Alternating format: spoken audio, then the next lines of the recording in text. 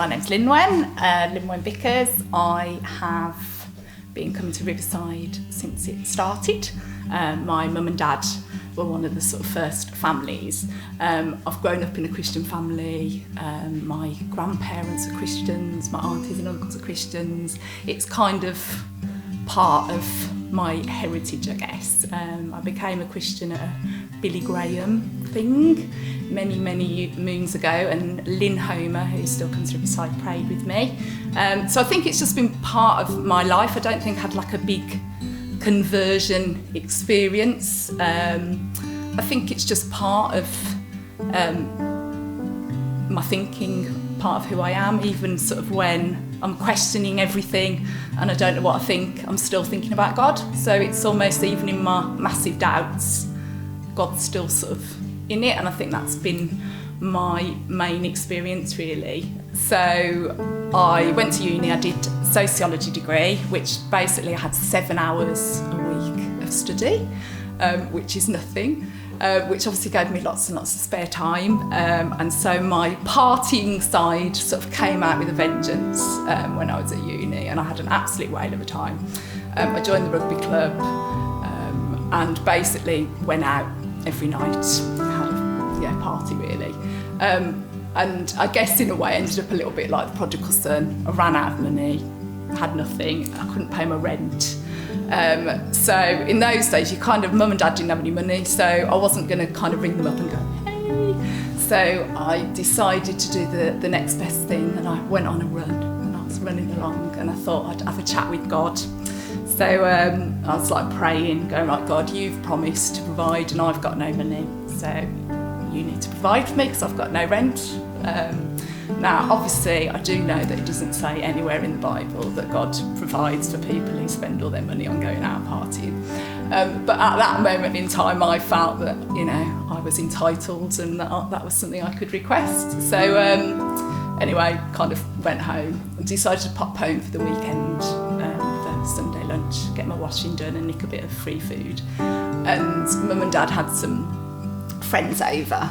Anyway, just as they were leaving, Pam Walters, who some people will still know from Riverside, came up to me and she just said, oh, I really felt God told me to give you this. So she gave me an envelope, so I was like, oh, okay, thanks. Went up to my room and opened it, and basically there was like a £100 cheque.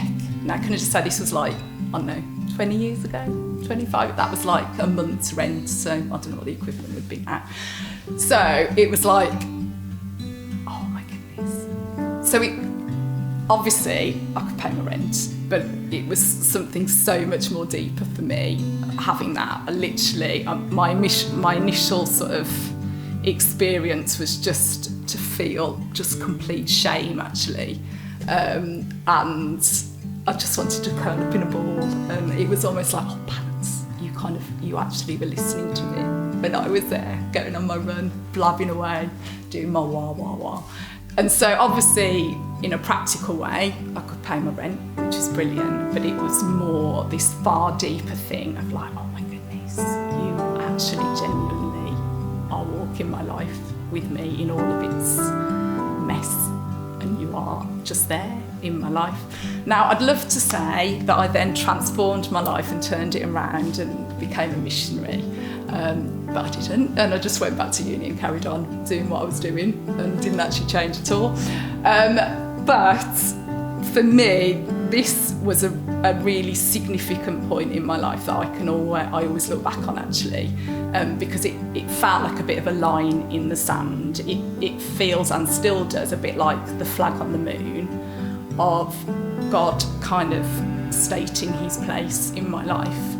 That in my most undeservedness, God came and spoke and saw me and chose to provide and still loves me in all of that. So therefore, if he did that in my most undeservedness, when I was really arrogant and not even humble in that, then actually he's also doing that in my day-to-day now. Because I think sometimes, I don't know about other people, but there will be things that I think, oh yeah, God did this, it's really amazing, that was such an answer to prayer. And then over time I think, well, it might have happened anyway, and maybe it was because I did this, and actually maybe I would have got that job, and it's just because I just did a brilliant interview. and they wear away, whereas this has just stood, and I can't shift it, it doesn't move. And so every other thing I then look through that, and that has just been really precious actually, and I can't challenge it, I can't question it, it's just there. And so it's given me a confidence even when I'm utterly empty and broken, and when things don't make sense, and when I'm bored and I don't know what I believe anymore, and I've got more questions than answers. I've just got this little flag that is just there.